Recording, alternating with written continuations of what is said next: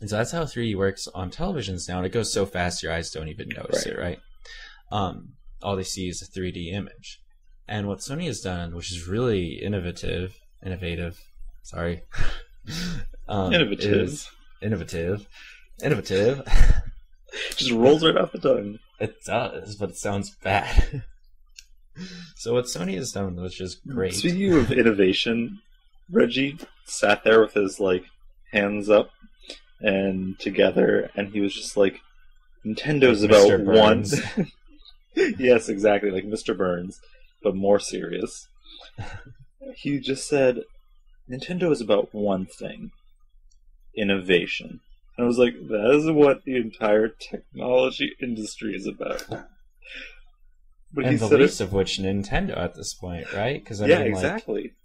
Like, let's be honest. They announced like a controller with a screen on it, and then in the last 2 days, we've had an iPad app that does the same thing, as well as the On Live service. You can hook up your iPad to it, and you can control the screen with your iPad, and you get the screen on your iPad. You get the video playing up on the television. It's not quite the same thing, Nintendo. Yeah. They have the game running solely on the controller at some points, but like this technology isn't.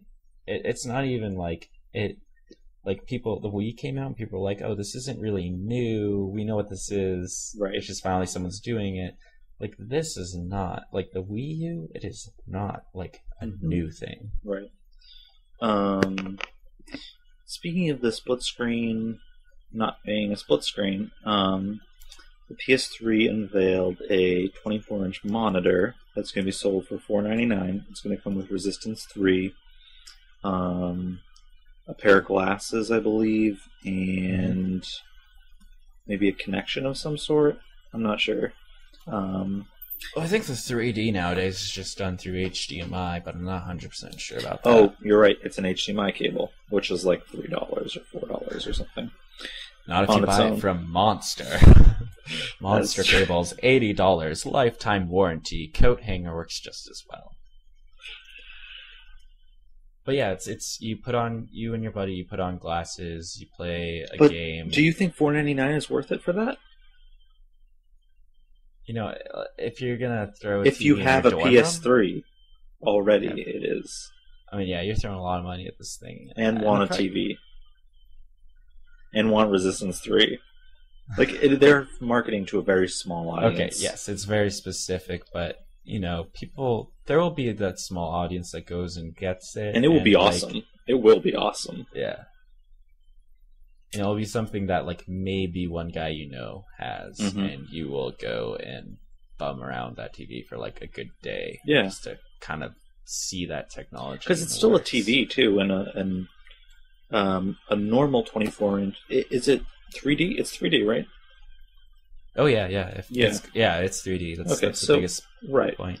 It's basically 3D marketed to everyone, but, like, it's still just fitting that like little niche of some. Wait, did you say niche? Well, niche or niche. It can be either. It's both niche. of them work.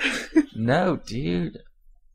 Isn't the word is originally the word is originally French, I think, and the French pronounce CH like SH.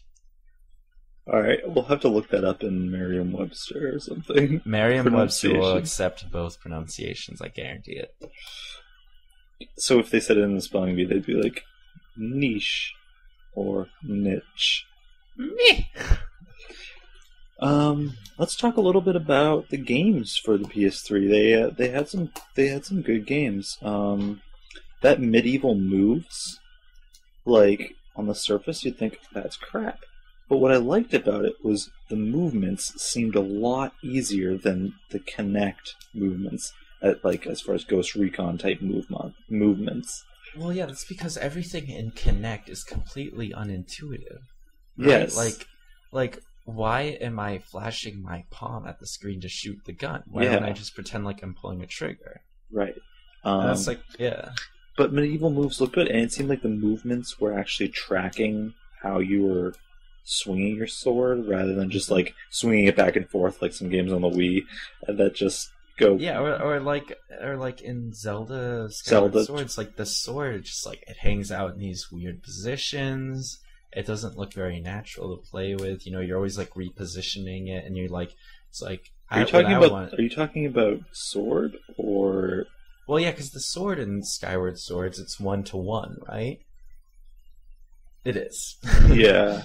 And so, you've got this 1-to-1 sword, but then you have the system likes to sort of put it into these positions. It doesn't quite keep up with you. And like, if I were playing it, I would want to reposition my hand like up at the top, but maybe that will make a sword swipe. Because from the videos I've seen, it looks like you don't need too much. Like, right, it felt like making accidental movements would be a real hindrance to playing a game. Yeah, and I mean, they've obviously worked on this thing because they've talked so much about how hard it's been for them to like get the device to not register movements, right? But like, I still just registering looking at it, it just still doesn't look like it's there. I wasn't impressed by NBA 2K12 for all our sports fans out there, which probably aren't too many. But I have NBA 2K11, and it was really good. It did a lot of things better than NBA 2K10. And I think they're going backwards with the new one. The game looked a little bit cartoony, the way the characters, the way the players played and everything, and the movements. I just was not impressed with the move. It didn't look good, so I'm not sure how it's going to play on like the 360 with a regular controller. It might be good, but with the move, I think we're still not there with good basketball motions for stuff. And you like pointed at players to pass. I felt like that would lead to a lot of like when you can just hit like something else. So. Yeah, again, it's just putting... That's my little spiel. It's just putting new controls onto something that they just don't really belong on. Exactly. Okay, so what about Dust? That looked awesome. What is Dust? I don't remember. What do you mean? I just remember it looked awesome. It was some kind of shooter. And it had an online thing. It had an online component with Eve. With Eve? Like Eve online? Yeah, I think so. Are you just All right, let's just cut this out of the podcast. Okay, well, we'll cut that out of the podcast. I hate you. We'll have to look at that again. Dust. So, what would you like to talk about next? And we can intro it. So Alex and I are back, and we are discussing the new BioShock, which looks a lot different from anything we've seen before. And I think it's in a good way. What do you think? So we're talking about what's this one called? Because it's not BioShock 2. It's the one Infinite. where we're BioShock Infinite.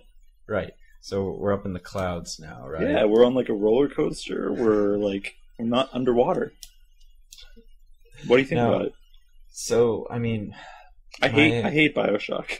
I literally played the first one till almost the end, and I don't know what I didn't like about it. The atmosphere was cool. Like, everything was cool. I just didn't like it. It's like the perfect game, but I hate myself because I don't want to play it. Yeah. Like, it just wasn't good. I played the first 30 minutes or hour of the first one, and like I did it a couple times. I tried on different difficulty levels with like different auto aim, just to see if I could play through easy and like get through it.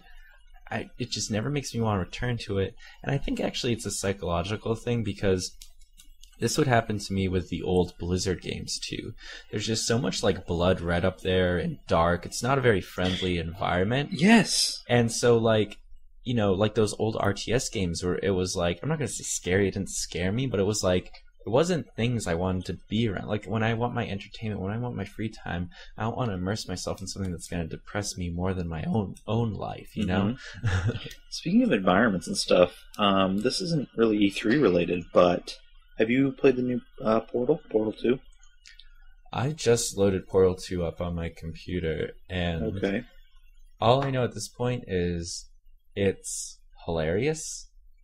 and it looks fantastic.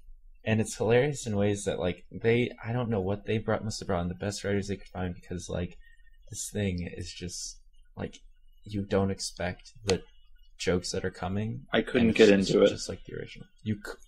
I couldn't get into it.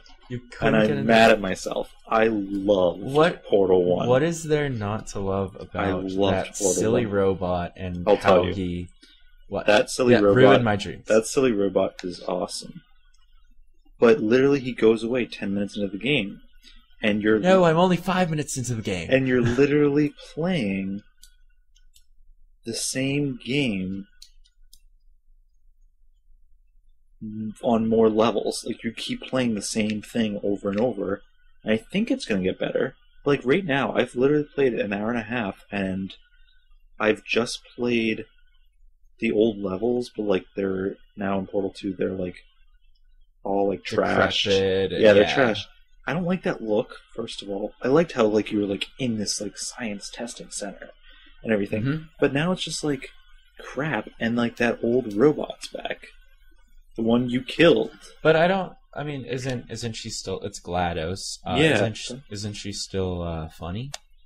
No. She's just like, I'm going to kill you, but I love you. So do you feel like the joke's getting a little tired?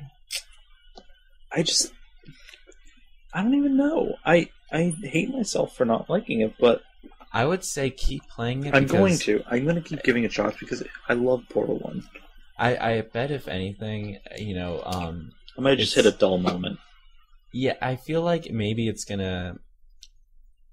It might almost start making fun of the fact that it's doing that. I want more storyline than just, I'm trapped and I have to get out. See, that's what I'm looking for. I'm looking for a little bit more background. And I like the background I got in the first 5 minutes, which was like, oh, you're in this, facility, and like I think at first you either wake up as yourself or you wake up as another person, right? And you get to see what should normally happen, and then you re-wake up and everything's going wrong. And I thought that was funny, and I liked the background and the context it gave me.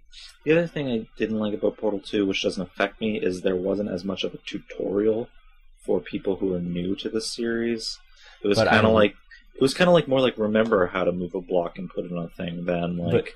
But you know what I loved? I loved the tutorial it did give you, where it was like, say something, and on the screen it tells you, press the space bar to say hello. Yeah. And you hit the space bar and you just jump, and the robot's like, oh no, you've gone insane. Well, can you say pumpkin? And on the screen again it says like, say pumpkin by pressing the space bar.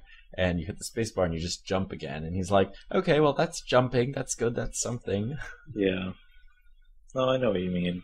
That part was awesome, but then it just So basically, died. I should just stop playing it, is what you're telling me. You could, and you could just leave it for like 10 years and then look at it and be like, I'm gonna like play that and love it someday, and just never play it.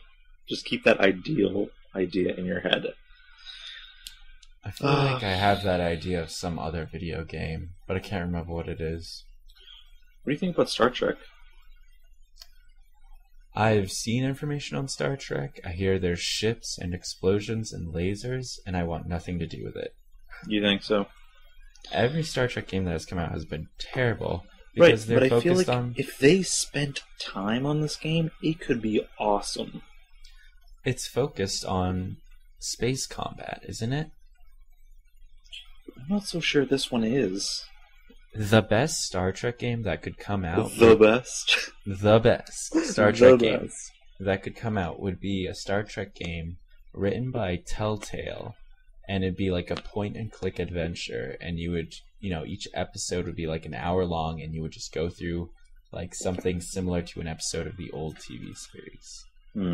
That's an interesting idea.